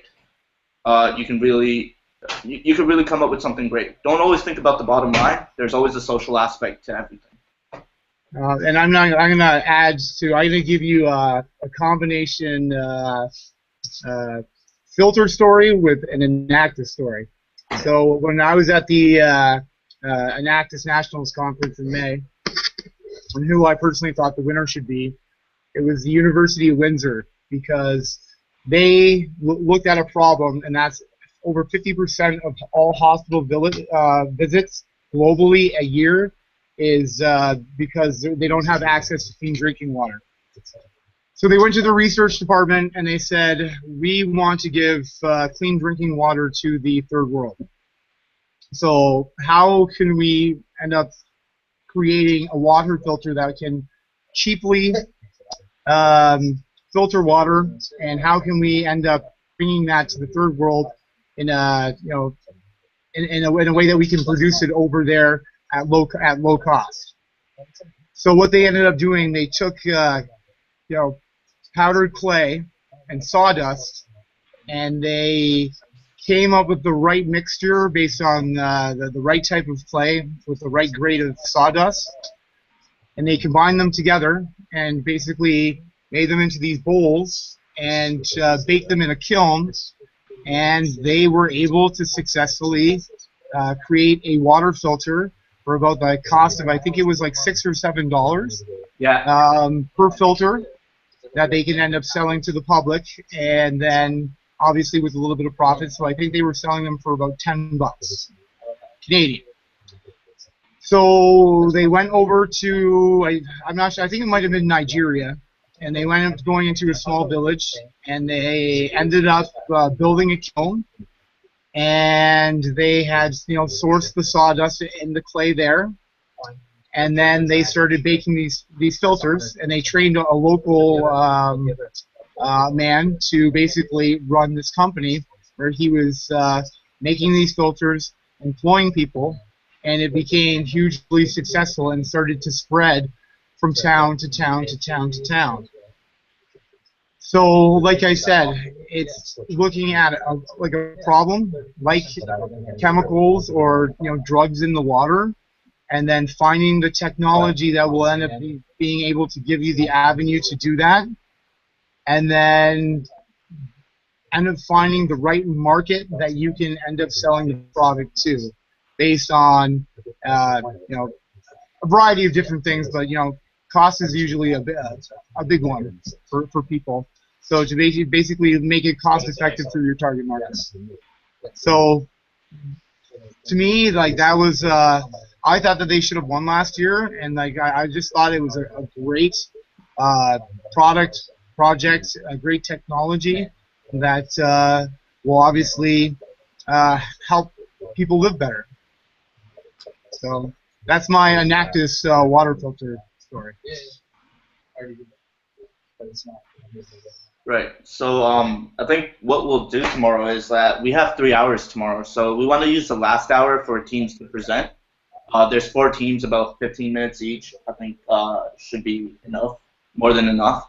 For the first 2 hours, I think what we'll have you guys do is pitch your idea to us, and then we'll give you tips and advice on how you can shape your idea to pitch it to Simon and our other judge, Glenn Stevens. So you'll get the first hour to pitch your idea, and then we'll give you tips and advice on what Simon and Glenn are looking for, and then you can kind of reshape your presentation to that, and then pitch it again. And you'll have the second hour to kind of work on your pitch, fix it up, add new information, and all that. And then the last hour we'll have you actually present.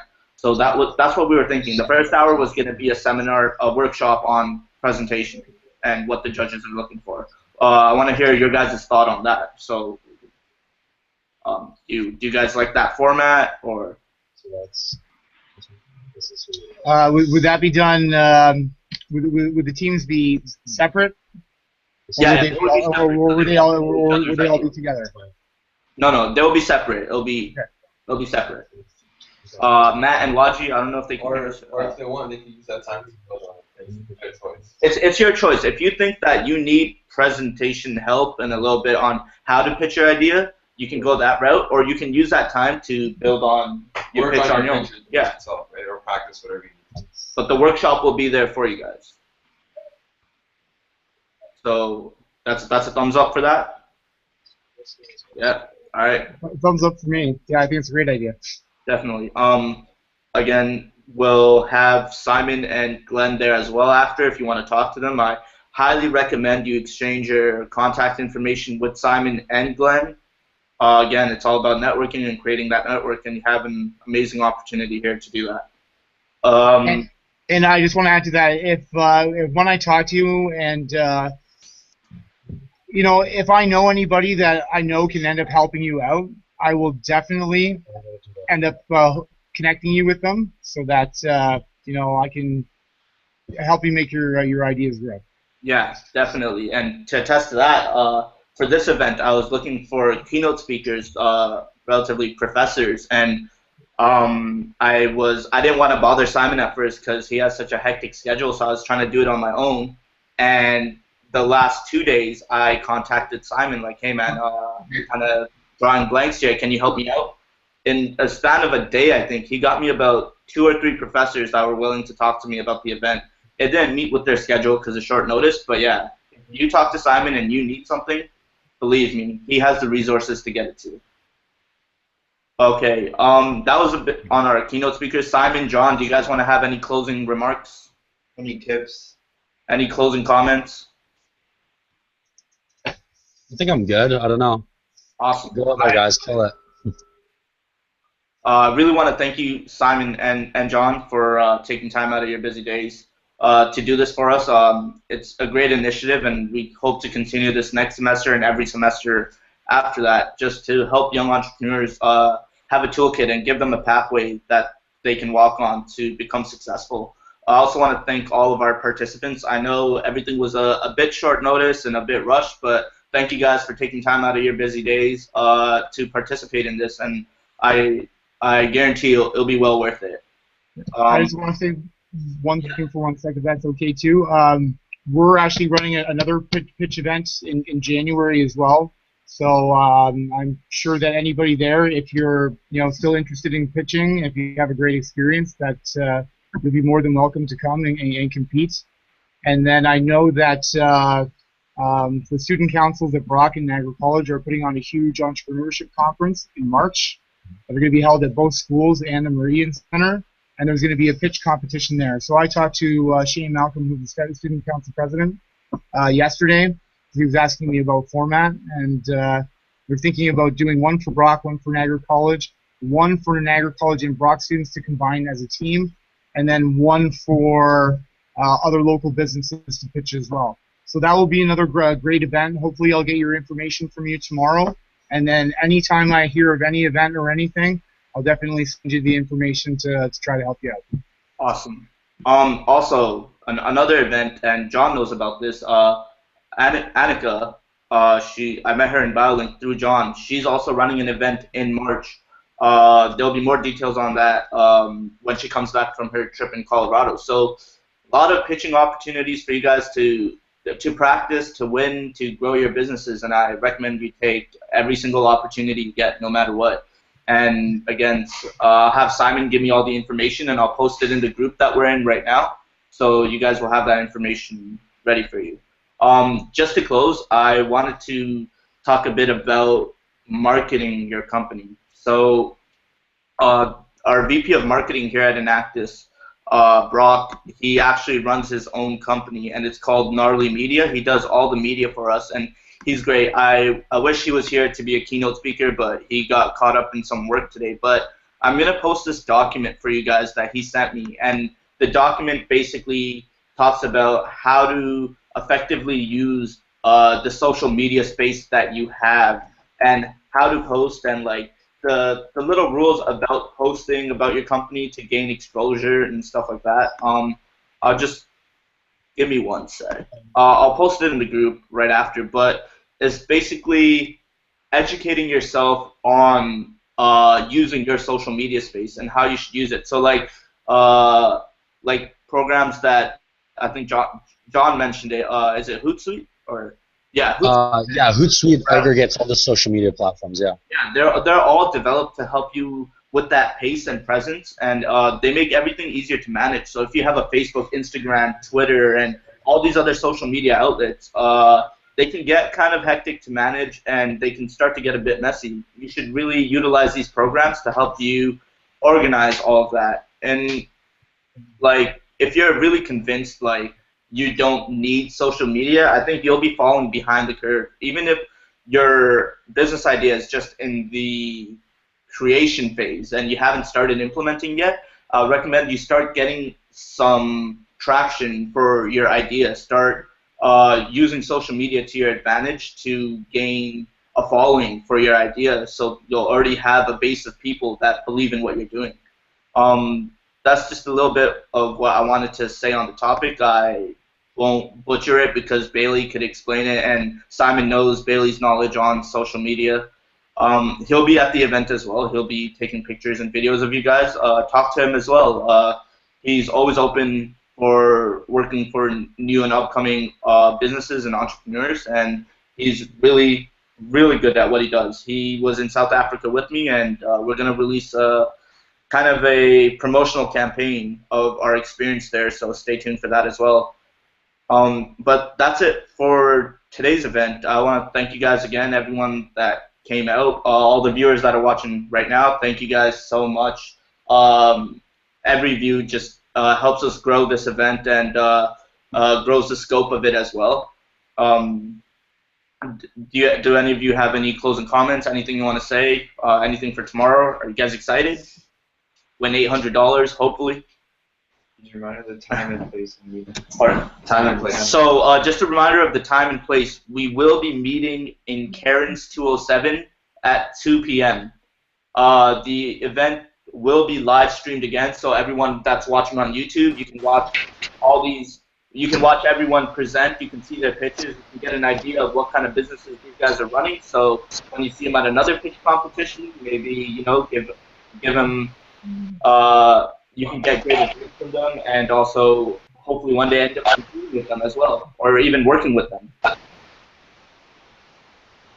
And so yeah, 2 to 5. We set 2 to 5 again just in case we need that extra hour. And we're excited to see you guys pitch. So if you guys have any questions at all, like even after this live stream, feel free to shoot any of us a message on the Facebook group or shoot me a message personally. I'll put Simon and John's information up on the group. Shoot them an email. And yeah, so thank you guys. I'll be it for today. I just want to add one thing though too. Tomorrow, if anyone has any questions about marketing too, because I am a marketing student, I can help you out immensely with current social trends in social media. You know, most people don't know that 55% of the population in Canada uses Facebook. So that's the highest amount of population percentage of population per country in the world that uses Facebook. Twitter's dying out. The demographics for that is predominantly 55 to 65-year-old people end up using it, and only about 20% of Canadians end up using Twitter. And when you end up looking at how active they are, most people just go on just to read it. So any advice for marketing at all, I would be more than happy. Great analytics programs. You know, I'd be more than welcome to help you out in any way, shape, or form. Right. Thank you, Simon. Again, for tomorrow, tell your friends about it. They can log into our live stream, watch you pitch. They can come in person. And yeah, let's see what happens tomorrow. So we'll see you guys at 2. That's it for today. And good luck, guys.